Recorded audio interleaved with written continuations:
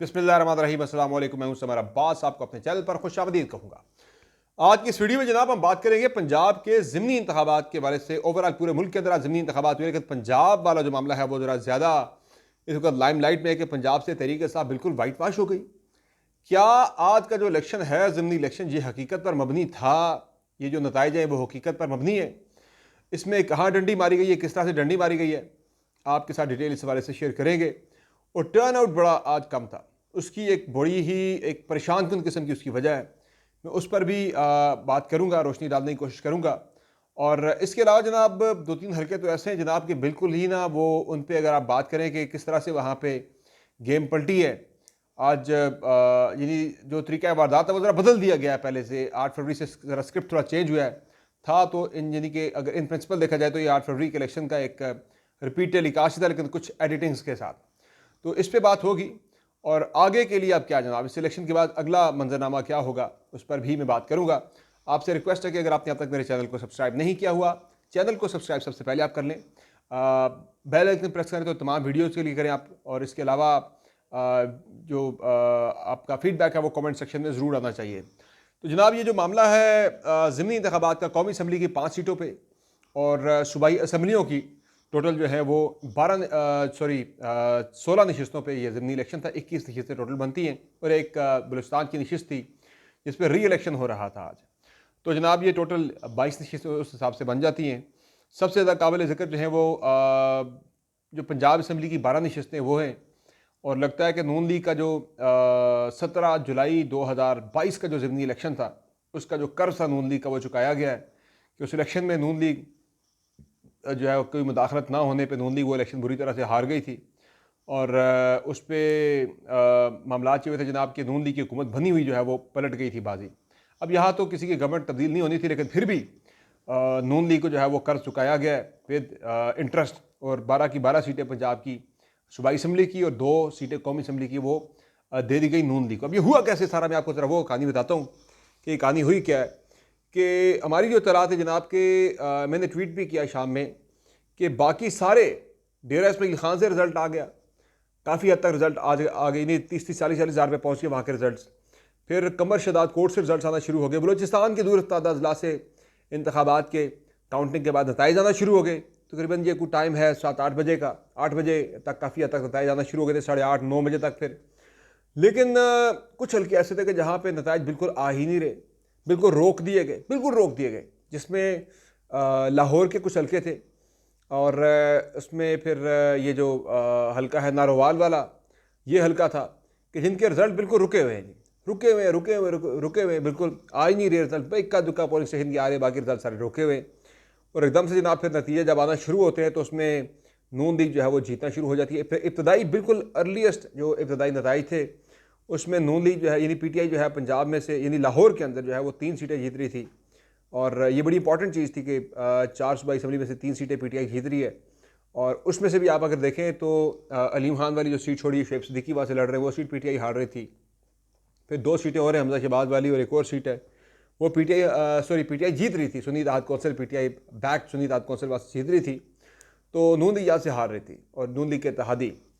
लेकिन अचानक से जनाब फिर वो चमत्कार हुआ है और यानी शुएब सिद्दीकी भी जीत के, बाकी सीटें सारी नून लीग जीत गई, नून लीग के इत्तेहादी जीत गए, आईपीपी जीत गई।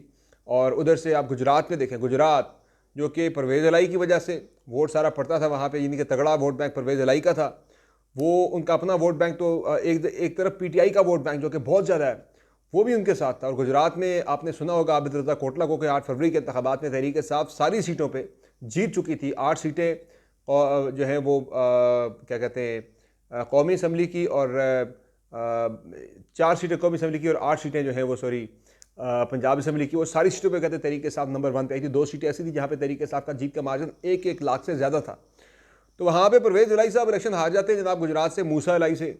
तो मेरे लिए 2-3 जो इसमें आज जो रिजल्ट है वो बड़े, मैं कहूँगा अपसेट रिजल्ट्स थे। एक मूसा इलाही का परवेज़ इलाही से जीत जाना मुबैना तौर पर, मैं मुबैना तौर पर क्यों यूज़ कर रहा हूँ मैं आपको इस पर आगे ज़रा बता दूँ चल के मैं क्यों ये वर्ड मैंने यूज़ किया है।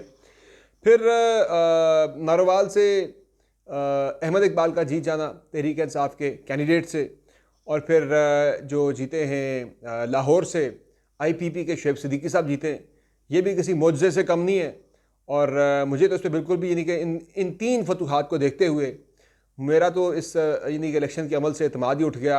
एतमाद तो काफ़ी हद तक 8 फरवरी के इलेक्शन में ही उठ गया था कि जिस तरह से 8 फरवरी को जो वोट पड़े थे वो पड़े किसी और को थे, 9 फरवरी को जाके वो किसी और के खाते से निकले फॉर्म 47 की सूरत में। तो इस मरतबा जनाब ये हुआ है कि फॉर्म 45 के लेवल पे ही चीज़ें मैनेज कर ली गई।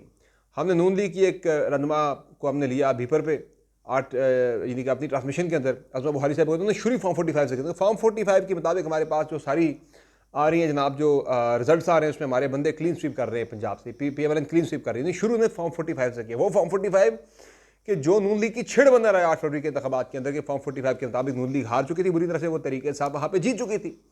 लेकिन अब नून लीग भी है वो शुरू इसने फॉर्म 45 से की, नहीं कि चीज़ें जो हैं आपको फॉर्म 47 पे नहीं छोड़ी गई बल्कि फॉर्म 45 के लेवल पे मैनेज हुई हैं। और अगर कोई ये समझता है कि फॉर्म 45 के लेवल पे चीज़ों को मैनेज करके हर तरफ खामोशी इख्तियार कर ली जाएगी, ऐसा नहीं होगा। अभी ये चीज़ें सामने आना शुरू हो जाएंगी। तहरीक इंसाफ के जो पोलिंग एजेंट्स थे वहाँ पे पोलिंग स्टेशंस के ऊपर, बेसिकली जो फॉर्म 45 है ये पोलिंग एजेंट को मिलता है, एक प्रिजाइडिंग अफसर की तरफ से एक पोलिंग स्टेशन का होता है जो नतीजा वो फॉर्म 45 के ऊपर मिलता है। तो वहाँ ज़रा सारी जगहों पे तहरीक इंसाफ के जो पोलिंग एजेंट्स थे वो मौजूद थे, तो उनके सामने गिनती होती है, ज़ाहिर है गिनती करके एवरीथिंग जो है वो रिजल्ट सारा इन पे जाके फॉर्म 45 बनता है। अगर कोई फॉर्म 45 में जालसाजी की गई जो तहरीक इंसाफ क्लेम कर रही है तो उसे पकड़ना कोई इतना ज़्यादा मुश्किल काम भी नहीं होगा इमीडिएटली। तो शायद अभी तो उन्होंने एक बयानिया बना लिया भाई फॉर्म 45 पे जीत गई है सारी सीटों पे नून लीग। लेकिन अगर इसकी कोई चीज़ें इस पर डिटेल जो है वो आप देखेंगे कि पोलिंग एजेंट्स के थ्रू आना शुरू हो जाएंगी, बल्कि शुरू हो भी गई हैं। तो इलेक्शन की जो क्रेडिबिलिटी है इस पर भी बड़ा सवाल है वंस अगेन कि फॉर्म 45 के लेवल पे इस मरतबा चीज़ें जो है वो मैनेज कर ली गई हैं। और पंजाब से नून लीग का क्लीन स्वीप कर जाना बिल्कुल इस पे यानी कि ये नाकाबिल यकीन सी एक चीज़ है कि हमने देख लिया नून लीग की कितनी पॉपुलैरिटी है पंजाब के अंदर। अमूमन ज़मीनी इंतखाबात में गवर्नमेंट जीत जाया करती है, लेकिन सारी सीटों पे जीत जाना कहीं पे कैंडिडेट का जोर भी चलता है जनाब। तो ऐसा नहीं है कि जनाब सारी जो मरीम नवाज़ की 2 महीने की गवर्नेंस थी वो इतनी लोग उससे मुतासर हो गए कि उन्होंने नून लीग को वोट देने का फैसला कर दिया, तहरीक इंसाफ की सियासत का उन्होंने खात्मा कर दिया। ऐसा बिल्कुल नहीं है, ये हकीकत के बिल्कुल बरक्स है। बाकी जो एक दो चीज़ें और अहम हैं वो ये हैं जनाब के एक तो मैंने बताया रिजल्ट स्लो हुए, फिर फॉर्म 45 के लेवल पे ये वारदात डाली गई है। लेकिन पोलिंग जो प्रिजाइडिंग अफसरान ने है वो बताया, जो पोलिंग एजेंट्स है वो बता देंगे हुआ क्या है। कौमी असम्बली की जो सीटें जनाब उसमें भी जो सीट है मरीम नवाज़ वाली उस पर भी PTI ये क्लेम कर रही है कि भाई हम ये सीट जो है वो जीत रहे थे और नतायज को तब्दील करके हमें ये सीट हराई गई है। कसूर में जलसा आपने देख लिया था, कितना बड़ा जलसा किया था पाकिस्तान तहरीक इंसाफ ने। मैं ये नहीं कहता कि तहरीक इंसाफ कसूर से हर सूरत में जीत गई थी, लेकिन कसूर में टफली कंटेस्टेड इलेक्शन था, जीत का मार्जिन जो है वो समझ नहीं आ रहा। और जो जलसा तहरीक इंसाफ ने किया वहाँ पे वो बहुत बड़ा मैसिव जलसा था। तो जलसे के लिए लोग अगर निकल सकते हैं रिस्क लेके तो वोट डालने के लिए निकलना तो पता ही नहीं लगता किसी को भाई किसको वोट डालने के लिए निकला है बंदा। बहरहाल नंबर गेम थोड़ी सी चेंज हुई, पंजाब में नून लीग की मजीद अक्सरियत बढ़ गई। सेंटर में जो 5 सीटें कौमी असम्बली की हैं उसमें एक सीट पे तो कामयाब हो गए क्या कहते हैं कंवर शहजाद कोट से पीपल्स पार्टी के कैंडिडेट जो खुर्शीद साहब हैं। फिर NA 132 कसूर से जो मलिक रशीद हैं PMLN के वो कामयाब हुए शहबाज शरीफ की छोड़ी हुई सीट के ऊपर। लाहौर NA 119 से PMLN के जो है अपना अली परवेज़ मलिक कामयाब हुए। फिर ये जो डेरा इस्माइल खान वाली सीट है से अली मीन गंडापुर के भाई कामयाब हो गए। और NA 8 बाजोड़ ये बड़ा इंटरेस्टिंग हल्का था, यहाँ से जो रेहान ज़ेब कत्ल हुए थे 8 फरवरी से पहले, तो ये बाजोड़ का इलेक्शन मुलतवी कर दिया गया था। अब यहाँ पे ज़िमनी इलेक्शन हुआ है और रेहान ज़ेब के भाई है मुबारक ज़ेब, उन्होंने इलेक्शन कॉन्टेस्ट किया और तहरीक इंसाफ ने रेहान ज़ेब के कत्ल होने के वाक़े के बाद उसके बावजूद टिकट जो है वो रेहान ज़ेब को या उनके रेहान ज़ेब की फ़ैमिली को टिकट नहीं दिया, उनके भाई मुबारक ज़ेब को टिकट नहीं दिया। और यहाँ से टिकट जो है वो PMLN का दिया गया गुलजफ़र को। और गुलजफ़र जो हैं वो सूबाई असम्बली का हल्का भी हार गए हैं और कौमी असम्बली की सीट भी जो है वो हार गए हैं रेहान ज़ेब के भाई मुबारक ज़ेब से। और अब जनाब कहानी ये है कि मुबारक ज़ेब जो है वो सूबाई असम्बली भी जीत गए, कौमी असम्बली भी जीत गए जो कि रेहान ज़ेब के भाई थे। तो अलबत्ता ये सीट जो है फ़िलहाल तो तहरीक इंसाफ हारी है, लेकिन मुबारक ज़ेब ने ये ऐलान कर रखा है कि उन्होंने सीट जीत कर तहरीक इंसाफ में शमूलियत इख्तियार करनी है। तो उस हिसाब से अगर देखा जाए तो PTI की 2 सीटें कौमी असम्बली में ऐड हो जाएंगी और 2 सीटें PMLN की ऐड हो जाएंगी। एक सीट जो है वो पाकिस्तान पीपल्स पार्टी की कौमी असम्बली के अंदर ऐड हो जानी है। नंबर गेम के अंदर इतना सा फ़र्क पड़ना है। पंजाब में नून लीग की 12 सीटें ऐड हो गई हैं और इससे जो है सबसे अहम चीज़ जनाब यही है कि मुझे जो मेरी ऑब्जर्वेशन है कि लोग बड़े कम निकले आज वोट डालने के लिए। यानी अगर नून लीग कहती है जनाब कि ये बिल्कुल जेन्युइन है, तो फिर मैं इस पर मेरा सवाल ये बनता है, पहले तो मैं कंटेस्ट कर रहा हूँ, मेरी तो राय ये है कि ये जेन्युइन नहीं है मामला। तहरीक इंसाफ की यहाँ पे सीटें ज़्यादा बनती थी, यहाँ भी डंडी मार के फॉर्म 45 में मुबैना तौर पर उनकी सीटें कम की गई हैं। लेकिन इम्पॉर्टेंट जो मामला है ज़्यादा वो ये है कि जो जिस पे मुझे बड़ी तशवीश है, ये तो चले एक इलेक्शन है गुजर गया, कोई बड़ी बात नहीं है। मेरे लिए ज़्यादा तशवीशनाक बात यह है कि अवाम का, इस मुल्क के अवाम का इंतखाबी अमल के ऊपर, जमहूरी प्रोसेस के ऊपर एतमाद का उठ जाना। लोगों के साथ 8 फरवरी को जो हुआ है, उन्होंने वोट एक पार्टी को डाला, वोट एक कैंडिडेट को डाला, निकला जाके दूसरे के खाते में फॉर्म 47 की सूरत में। तो लोग इस पे बड़े जो हैं वो लोग जो है काफ़ी ज़्यादा इस चीज़ पे मायूस हैं, और उनका सिस्टम पे एतमाद जो है वो कमज़ोर हुआ है इस 8 फरवरी के इलेक्शन के बाद। तो ये भी अगर नून लीग की दलील को मान लिया जाए जनाब के जी हम बिल्कुल मेरिट पे जीते हैं, तो इतना लो टर्न आउट जो है वो है, ज़मीनी इंतखाबात में वैसे भी कम होता है, लेकिन ये इतना लो टर्न आउट जो है वो इंडिकेट कर रहा है कि ऐसे टाइम पे इलेक्शन हो रहा है कि जब तरीके से आपकी मूवमेंट चल रही है मुल्क के अंदर। आम हालात में ये ज़मीनी इंतखाबात नहीं हो रहे, हुकूमत मुखालिफ एक मूवमेंट शुरू हो चुकी है।